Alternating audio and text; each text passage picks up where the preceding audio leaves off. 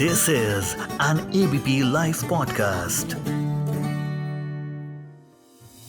Frank Hoogerbeets ने Syria और Turkey में आए भयंकर भूकंप को भूकंप आने के 3 दिन पहले प्रेडिक्ट किया था।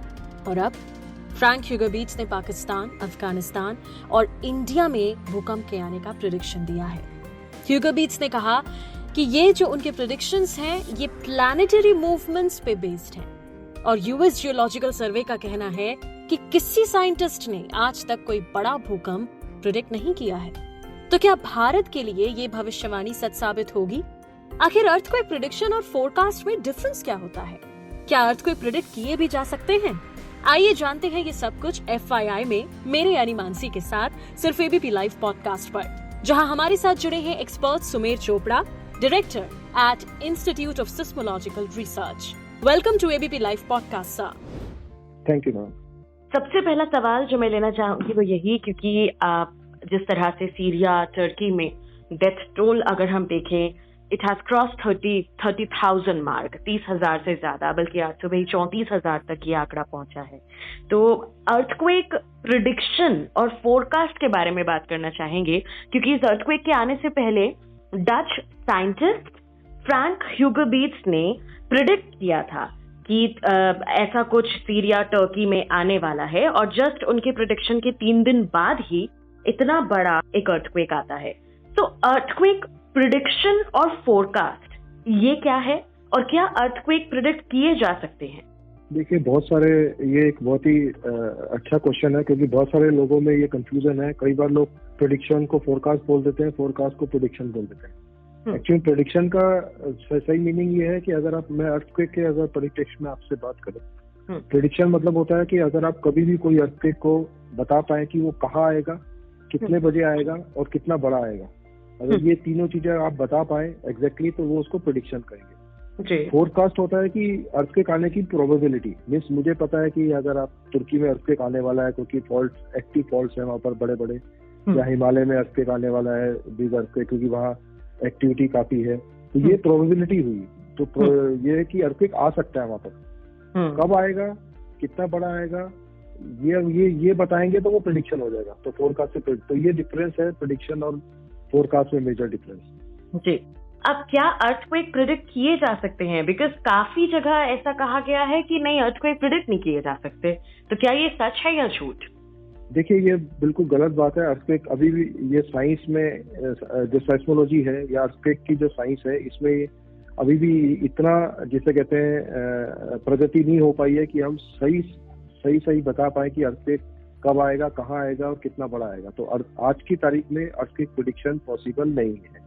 हम ये जरूर है कि हम प्रोबेबिलिटी बता सकते हैं कि अर्थक्वेक आने की, बड़े अर्थक्वेक आने की प्रोबेबिलिटी इस रीजन में कितनी है, क्योंकि जनरली हम क्या करते हैं कि हम स्ट्रेन एनर्जी, जैसे हमारे परमानेंट जीपीएस स्टेशन पूरे वर्ल्ड में लगे हैं, तो उससे हमें पता लगता है कि प्लेट की मूवमेंट कैसी हो रही है, कितनी हो रही है, और किस डायरेक्शन में हो रही है। तो इस वजह से हम उसकी स्ट्रेन एनर्जी कितनी एक्यूमुलेट हो रही है हम एग्जैक्टली निकाल सकते हैं।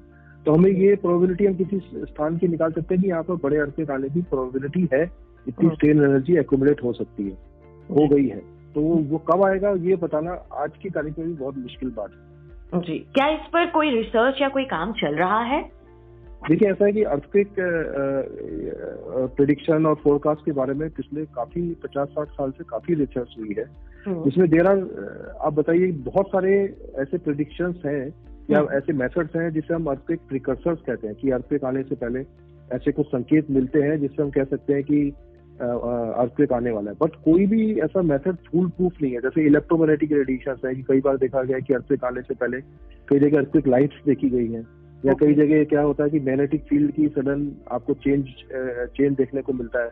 आपको एटमॉस्फेयर, आयनोस्फीयर में आपको इलेक्ट्रॉन कंटेंट एकदम से बढ़ जाता है या आपका एकदम से घट जाता है, या कई लोग जैसे वेलोसिटी मेजर करते हैं, शेयर वेव वेलोसिटी, उसकी वेलोसिटी में सडन डिफरेंस आता है। फिर कई बार लोगों ने ये भी देखा गया है कि एनिमल्स और बर्ड्स के बिहेवियर में चेंज होता है। ये वीडियो भी काफी वायरल हुआ था कि टर्की में, सीरिया में जब आने से पहले बर्ड्स जो हैं उनका एक अलग बिहेवियर देखा गया था। तो इसके ऊपर भी हम कई बार जैसे भूकंप, बड़े भूकंप आने से पहले छोटे छोटे भूकंप भी आ सकते हैं। अब मैं आपको एक बहुत बढ़िया एग्जांपल दूं। एक्चुअली अर्थक्वेक प्रेडिक्शन में एक जो बेस्ट एग्जांपल लिया जाता है हर जगह आप देखेंगे डिस्कशन में, वो है 1975 का हाईचेंग अर्थक्वेक, जिसका मैग्नीट्यूड 7 था। और ये सही प्रेडिक्ट किया गया था, क्योंकि इसमें प्रेडिक्शन का जो मेन था कि साइंटिस्ट ने देखा कि पिछले 2-3 साल से काफी छोटे छोटे शॉक्स उस एरिया में आ रहे थे। तो साइंटिस्ट को लगा कि यहाँ बड़ा भूकंप आने वाला है, तो उन्होंने वहां से पॉपुलेशन को शिफ्ट कर लिया। और शिफ्ट करने के कुछ ही 1-2 दिन के बाद ही एक बड़ा भूकंप आया। अगर हम इसको सही प्रेडिक्शन माने तो उसके बिल्कुल नजदीक 1 साल बाद उससे बड़ा भूकंप आया 7.6, जिसको हम टैंगशेन अर्थक्वेक कहते हैं। वो बिल्कुल भी प्रेडिक्ट नहीं कर पाया, उससे पहले कोई भी भूकंप नहीं आए और उसमें 2.5 लाख लोग मर गए। तो इसलिए आप 1 साल पहले आपने प्रेडिक्शन किया और 1 साल बाद ही एक बड़ा अर्थक्वेक आया उसके बिल्कुल नजदीक, और वो आप उसमें कोई ऐसे संकेत नहीं थे भूकंप के कि छोटे भूकंप आ रहे हैं उससे पहले, तो वो प्रेडिक्ट नहीं हो पाया। तो इसलिए हर अर्थक्वेक एक माना जाता है कि एक यूनिक है। Unique in the sense her earthquake की कैरेक्टरिस्टिक्स अलग होती है। तो कुछ में कुछ प्रिकर्सर्स पाए जाते हैं, कुछ में कुछ प्रिकर्सर्स पाए जाते हैं। जैसे हमने भी यहाँ पर गुजरात में एक मल्टी पैरामीट्रिक जियोफिजिकल ऑब्जर्वेटरीज हमने लगाई है 3, जिसमें हम 12 physical parameters round the clock measure करते हैं कि अर्थक्वेक, बड़े अर्थक्वेक आने से पहले या मॉडरेट अर्थक्वेक आने से पहले कुछ चेंजेस फिजिकल प्रॉपर्टीज में ऑब्जर्व है कि नहीं है। हमने जो पिछले 10 साल से रिसर्च की, इसमें देखा गया कि हर अर्थक्वेक यूनिक है। किसी में कुछ कैरेक्टरिस्टिक्स आते हैं, किसी में कुछ कैरेक्टरिस्टिक्स आते हैं। तो कोई भी एक यूनिक मेथड नहीं है जिससे आप अर्थक्वेक प्रेडिक्शन कर पाए, ये प्रॉब्लम है।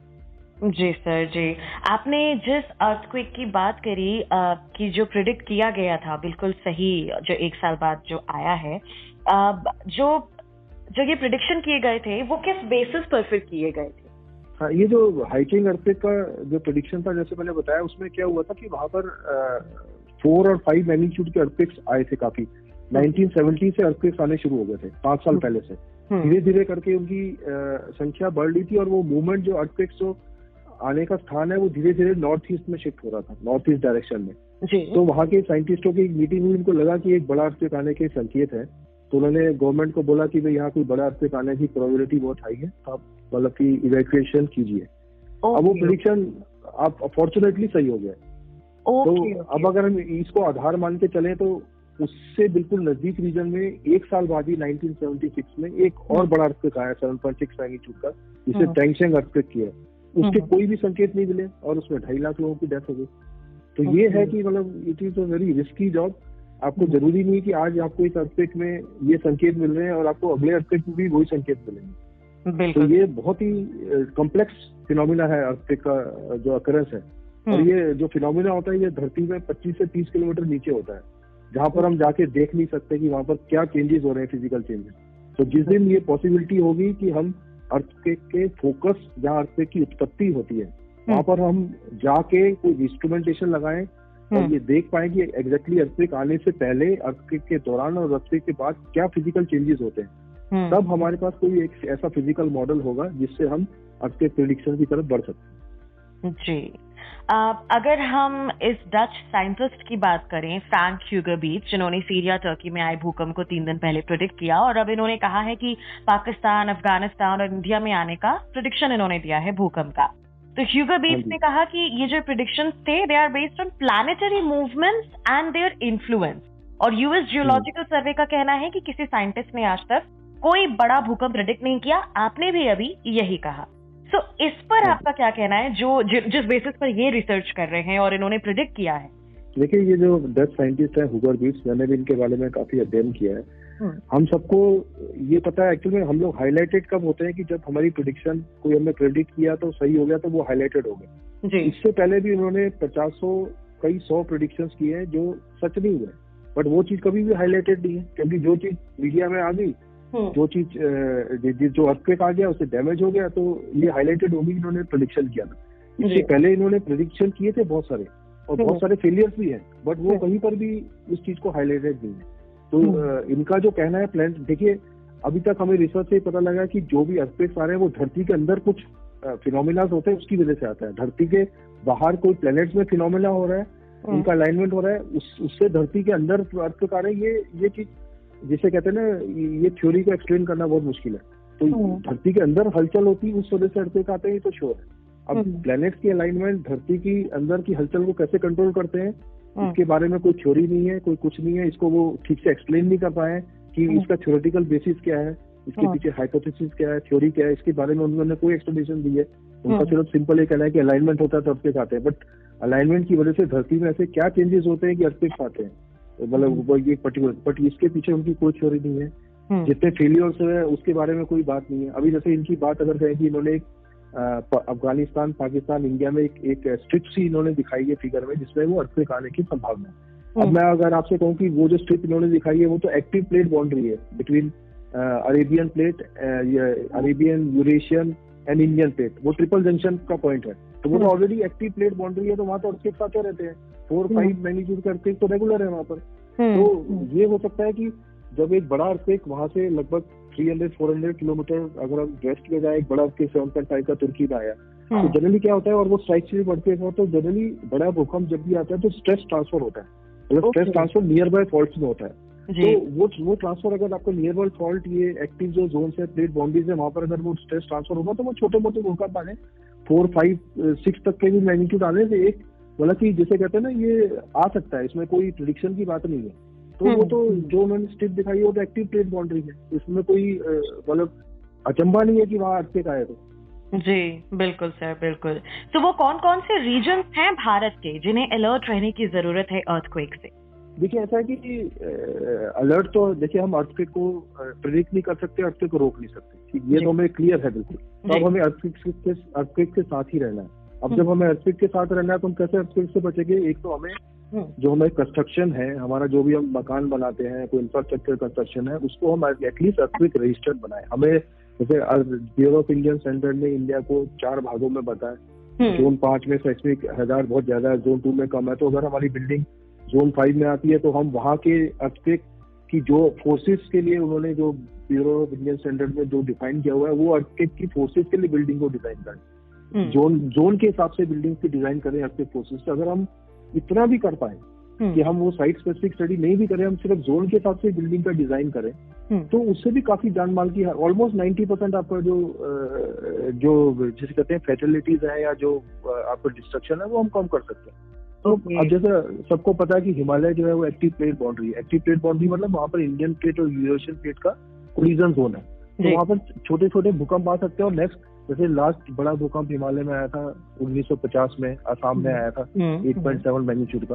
अब जैसे बहुत सारे साइंटिस्ट ने प्रेडिक्शन किया है कि भाई वहाँ पर इतनी स्ट्रेन एनर्जी एक्यूमुलेट हो गई है प्लेट की 1950 से कि वहाँ पर 8 मैग्नीट्यूड का अर्थक्वेक कभी भी आ सकता है। तो बट ये कब आएगा, ये प्रोबेबिलिटी है आने की, बट प्रेडिक्शन नहीं है, वो प्रोबेबिलिटी है। कब आएगा वी डोंट नो, कि वो 1 महीने बाद भी आ सकता है, 10 साल बाद भी आ सकता है, 100 साल बाद भी आ सकता है। तो इसलिए हमें हमेशा तैयार रहना है कि हमारे जो हम कोई भी मकान बना रहे हैं तो उसमें ऐसा मटेरियल यूज करें, उसकी ऐसी टेक्निक यूज करें कि वो कोई भूकंप बड़ा आता है तो वो कोलैप्स नहीं हो। तो हमें इस हिसाब से हम जान माल की रक्षा कर सकते हैं और नुकसान से बच सकते हैं। बिल्कुल सर।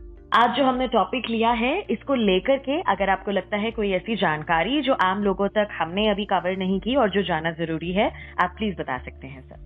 देखिए मैं सिर्फ लोगों से ये बोल सकता हूँ कि जैसे कोई भी ऐसे हाईलाइटेड कोई चीज होती है तो उसके पीछे पूरे तथ्यों के बारे में जान के, जैसे हम हूवर बीच की मैंने बात किया, तो आप उनके पिछले पूरा रिकॉर्ड को देखिए कि उन्होंने कितने प्रेडिक्शंस किए थे, कितने सही हुए, कितने गलत हुए, तब हमें किसी इंफ्रेंस पे आना चाहिए। कोई एक इशू पे हाईलाइटेड हो गया, उस पर उन्होंने नेक्स्ट प्रेडिक्शन कर दिया और हम घबरा जाए, घबराने में कुछ हम ऐसा एक्शन ले लें कि जो इकोनॉमिकली भी मतलब की सही नहीं हो, हमारे देश के हित में भी नहीं हो। तो इसलिए जर्क रिएक्शन नहीं होना चाहिए। हमें ऑलरेडी पता है कि अर्थक्वेक इंडिया में कौन से जोन्स में प्रोबेबिलिटी अर्थक्वेक आने की ज्यादा है, कौन से जोन्स में प्रोबेबिलिटी आने की कम है, तो हम उस हिसाब से हम रिएक्ट करें कि हम उस तरफ ज्यादा हमारा रिएक्शन जो है हमारी कंस्ट्रक्शन प्रैक्टिसेस में लाए, हमारे भूकंप से बचने की टेक्निकों में लगाए, ना कि हम अपनी एनर्जी वेस्ट करें कि यहाँ भूकंप आने की प्रोबेबिलिटी है तो हमें ये करना चाहिए, हमें वो करना चाहिए। तो हमें उससे बचने की तरफ ज्यादा ध्यान देना चाहिए, ना कि इन खबरों की तरफ ज्यादा ध्यान देना चाहिए। बिल्कुल सर। आपका बहुत बहुत शुक्रिया सुमेर चोपड़ा हमारे साथ जुड़ने के लिए एबीपी लाइव पॉडकास्ट पर। मैं मानसी हूँ आपके साथ। नमस्कार।